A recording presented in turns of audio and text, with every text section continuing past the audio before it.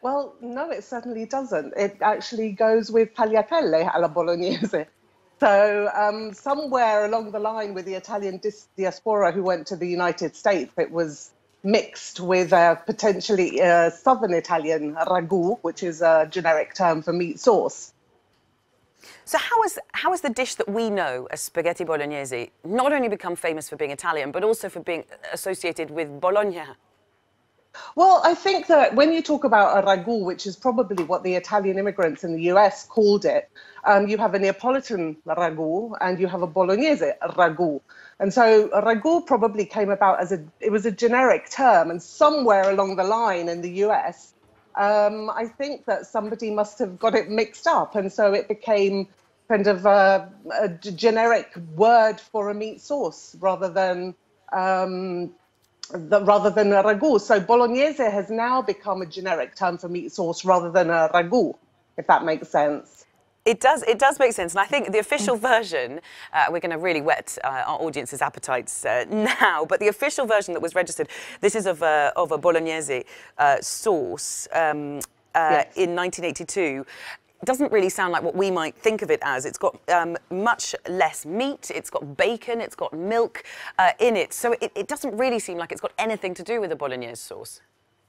Well, how do you define a bolognese sauce? That's the whole point. I think we need to redefine the etymology of what bolognese sauce is, because if you look on the internet, it covers everything and anything. Everybody can call a meat sauce bolognese.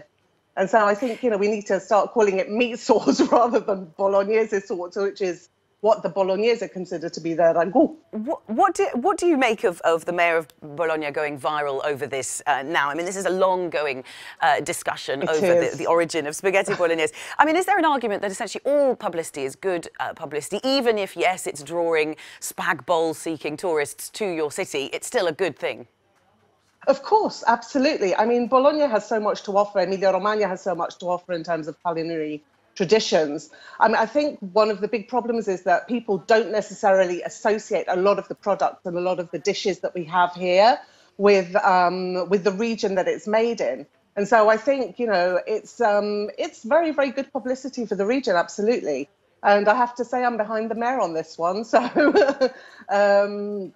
it's very important also for the Italian culture, for the Bolognese to promote their identity in that way.